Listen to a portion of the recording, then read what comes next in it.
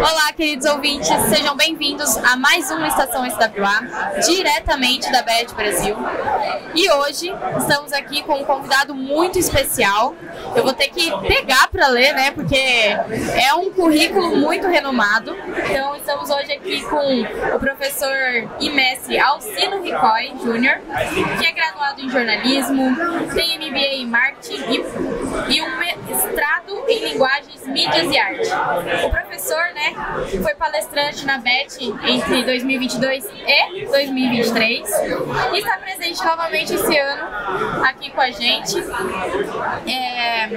O professor trouxe um dos livros, um dos livros mais conhecidos desse ramo, que é o livro de Marketing Educacional em Prosas e Marketing Educacional da Prosa América. Seu conhecimento e expertise em marketing que fez com que ele desenvolvesse um dos livros mais conhecidos, mais renomados no assunto quando envolve marketing educacional. Então eu deixo aqui a palavra ao professor e mestre. Seja bem-vindo. Olá, bom dia, boa tarde, boa noite, depende da hora que a pessoa vai assistir esse vídeo. Então eu agradeço muito, Maria, a sua introdução.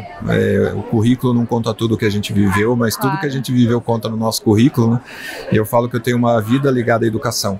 Eu trabalho com educação desde desde os 18 anos de idade. Eu não vou falar quanto eu tenho, porque senão, né? E agradeço muito feliz de estar aqui e conversar um pouco sobre marketing educacional com vocês. Que bom, a gente também, é um prazer tê-lo conosco. Então, para iniciar o nosso bate-papo, eu vou te fazer uma pergunta muito legal, né? Eu gostaria de saber um pouquinho sobre a sua trajetória no marketing, na educação, uma coisa que muitas pessoas não veem esse vínculo, mas que é muito importante, principalmente hoje em dia, se tratando, né, ainda mais desse avanço digital, como isso é importante no ramo da educação. Legal. Bom, Maria, assim, quando eu fiz cursinho no século passado, né, e aí eu trabalhava lá e eu ficava olhando muito o que o pessoal fazia nos bastidores daquela escola, daquele colégio lá em Campinas, onde eu moro. E ali eu comecei a sentir uma paixão enorme pela escola, e é engraçado porque eu queria ser monitor daquela escola, porque eu queria conviver com os alunos, eu queria viver a parte educacional para sempre. E aí eu consegui trabalhar lá com um colega meu que está aqui hoje, inclusive também na BET, e ele foi meu primeiro chefe na educação. E lá em 1989, eu falo que foi antes de ter internet, né? Eu comecei a trabalhar com escola. E aí, junto com isso, eu fui fazendo faculdade, fiz jornalismo, eu fiz marketing, fiz o mestrado, mas eu fui cada vez mais me envolvendo com essa mudança do que era fazer marketing para a escola na década de 90. E até no meu primeiro livro, o Marketing Educacional em Prosa, eu conto que o meu primeiro trabalho como marketing era distribuir senha na fila de matrícula. O que não existe mais, porque não existe mais fila de matrícula, é o contrário, agora a gente precisa captar alunos ao laço, né? E ali não existia internet, ali não existia rede social, ali não tinha nada dessa tecnologia colocada, mas a gente precisava fazer o marketing acontecer daquela maneira. Com o passar dessas décadas, não só o modelo do marketing educacional, mas todo o processo de inovação veio e trouxe muitos benefícios para as escolas, né? Então hoje a gente tem quase que todo o relacionamento super focado no processo digital. Tudo acontece por conta do Google, tudo acontece começando por uma pesquisa no Google e vai até o processo de relacionamento presencial, quando a família vai visitar uma escola e resolve. Então essa é a minha jornada e esse é meu aprendizado ao longo desses mais de 30 anos, que eu fui acompanhando cada uma dessas mudanças. Que legal. Falando sobre essas mudanças, o que você diz que seriam os seus principais desafios, conforme os anos foram se passando, conforme as inovações foram chegando? Nesse livro, o Marketing da Prosa Métrica, né, que eu trouxe aqui, depois a gente até vai sortear alguns aqui no stand, eu conto que tem uma pergunta, tem uma das perguntas que eu ponho no livro que eu faço para todo gestor de escola que eu converso. Eu falo assim, gestor, se o seu consultor de marketing ou se o seu gerente de marketing te der um conselho sobre o que fazer, você aceita ou não? Porque de marketing quase todo mundo entende ou acha que entende.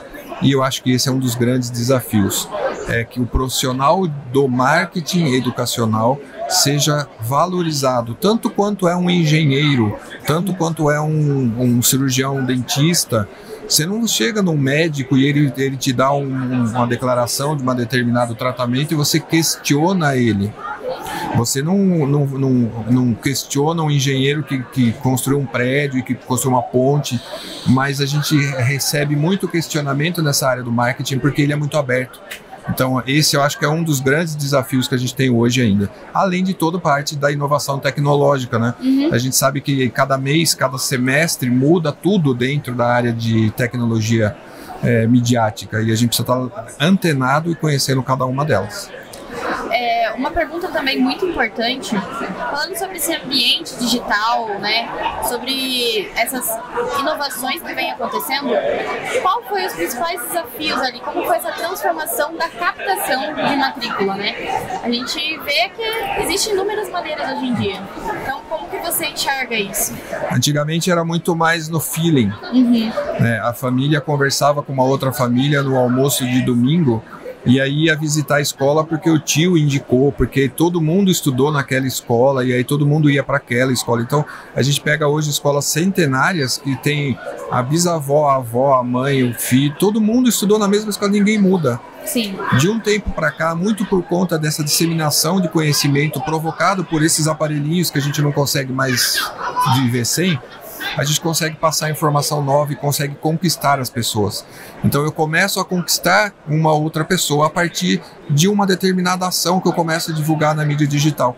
Eu brinco, talvez não seja da sua época, mas você deve se lembrar de uma campanha que o pessoal fez até muito tempo atrás, que falava de uma criancinha que falava: mãe, eu quero brócolis. Você lembra disso? Sim. Mãe, eu quero brócolis, mãe, eu quero brócolis. Qual era o produto que se vendia?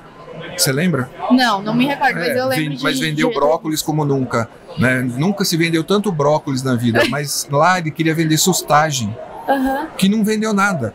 E hoje, quando eu quero, entre aspas, vender uma matrícula para uma escola, eu tenho que saber que tipo de comunicação eu faço. Eu tenho que primeiro encantar o Google, porque se o Google entende o que eu estou comunicando, ele entrega essa minha publicidade para o público correto, e é isso que a gente precisa, e esse é um desafio gigantesco. Claro, com certeza. E também, sabendo que esses são os principais desafios com o ambiente digital, quanto isso também envolve muitas coisas, muitos conceitos, a comunicação correta se utilizar para atingir o público certo, eu queria que o senhor dissesse um pouquinho sobre esse conceito de transformação do relacionamento digital das matrículas. Até um tempo atrás a gente chegava na escola, tinha um bloquinho de nota. Sim. Tinha aquele maço de papel, cada caderno tinha informação sobre. E aí era muito engraçado, porque esse caderno ficava lá jogado, né? Não tinha uma atualização. Então você, Maria, ia lá numa escola, fazia a entrevista para uma vaga para o seu filho, para sua filha, para estudar na escola. Aí você ia embora, porque você não resolveu na hora fazer. Quando você voltava, ninguém sabia que você tinha passado por lá. Ninguém sabia o que tinham falado com você. Era como se começasse do zero. Tinha nenhum registro. Nenhum registro. E hoje, com essas plataformas que existem e que favorecem as escolas, é uma continuidade do atendimento. Então a Maria foi ontem, a Maria fez entrevista lá e a Maria falou que queria matricular a filha da Maria na 6ª série, na 5ª série, 5º ano. E aí quando você voltar no dia seguinte, tudo o que foi falado com você está documentado. Olha quanto é legal. E eu tenho muitas impressões de escolas que me falam assim, a família chega e eu chamo ela pelo nome, falo assim: Maria, que bom que você voltou. Olha que legal, isso motiva a pessoa, envolve a pessoa e a pessoa começa a se sentir cada vez mais participativa. Então essa transformação é vital para as escolas perceberem a importância da tecnologia para as ferramentas do marketing hoje educacional. E tem certas escolas que ainda não estão, né, adeptas, que se negam também a aceitar que mudou. Mudou. Eu conversando com a diretora de escola outro dia, e aí eu falando com ela dessas inovações, ela olhou e ela falou assim para mim, no Meet, a gente estava numa reunião de Meet, ela falou: eu tenho 35 anos de diretora de escola e você quer me ensinar agora como fazer? Falei: eu tenho 30 anos de marketing, mas o marketing mudou e sua escola acho que também mudou. Então não quero desmerecer a sua experiência, mas você precisa se atualizar, porque o concorrente ao lado já está atualizado. O concorrente ao lado já tem processo, já tem automatização na régua de relacionamento, e a gente ainda está no papel. Então a gente precisa, as escolas precisam se atualizar, e essa escola que hoje ainda não tem essa automação, ela não está na mesma velocidade que todas as outras. E a gente sabe que o mundo digital vem para gerar oportunidade, né? E essas oportunidades só vêm para agregar, tanto para a instituição, porque hoje, se você quiser saber sobre uma escola, você dá um Google. É isso. Você também, a gente fala muito sobre o marketing educacional e também existe o marketing boca a boca, né? Que é uma das coisas que ainda tem uma certa relevância. Mas hoje tudo é pelo mercado digital, então a gente tem que sempre estar atualizado. Eu falo para a escola, né? Eu falo assim, escola, qual foi a última vez que você se pesquisou no Google? Como que você está posicionado lá? Porque se você não aparecer na primeira página do Google, ou quanto mais nas primeiras links, esquece. 80% das famílias vão decidir por os 3 primeiros links que estão colocados ali. Então, e tem um lado bom e tem um lado ruim. E também tem aquela escola que você põe lá na Google e vai ver as avaliações, e tem tanto comentário negativo que você fala assim, eu se sou pai e leio isso, eu não passo nem perto da escola. Olha só, eu nem fui lá, eu nem conferi se é verdade ou não, mas o mundo digital me coloca essa informação. Então, escola que estiver fora hoje do Google, estiver fora hoje das redes sociais, eu brinco um pouco sobre rede social, eu falo, rede social não tira férias, né? Não. Domingo tem que ter postagem. Natal é Natal, mas tem que ter postagem. Mas não precisa estar lá no Natal escrevendo post. Já tem ferramenta, já tem modelo que a gente trabalha com isso. Né? Que faz toda essa parte de automatização. É isso, senão é outro século. Exatamente. E daí eles acham que vai ter que ser tudo ainda, né? Tudo na mão. Não, no manual, não. A festa junina, eu brinco, né? Festa junina talvez seja o evento mais tradicional de uma escola, né? Ela é a mesma festa junina desde sempre. Tem a quadrilha, tem a barraca da prisão, tudo. Só que você pode automatizar um monte de coisa na festa junina que os pais reclamam. Por exemplo, a fila para comprar ficha para comer alguma coisa. Automatiza isso, você dá qualidade para o serviço que seu pai está oferecendo. Automatiza a fila para comprar o convite para a festa junina. Tudo isso está muito mais fácil. Claro. E aquelas filas enormes, tudo estressado, criança chorando. Eu não. Eu acho engraçado que o pessoal fala que vai para Disney e a fila lá dura 2 horas por um determinado brinquedo, o pessoal gosta. Mas só que você não fica 2 horas parado na frente do brinquedo. É isso. Exato. Com certeza, o senhor comentou, eu comentei que o senhor vai estar lançando o livro da prosa métrica. Deixa eu mostrar aqui pra vocês, pessoal. Aqui, ó. Vai ser sorteado também aqui no nosso stand. Um livro muito rico de informações. Tenho certeza que esse livro aqui, quem tiver, né, querer saber mais, com certeza é uma coisa que indispensável. Então, te fazer uma pergunta aqui. Como a gente sabe que o senhor vai lançar aqui, poderia contar um pouquinho mais sobre como foi construir esse livro? Lógico.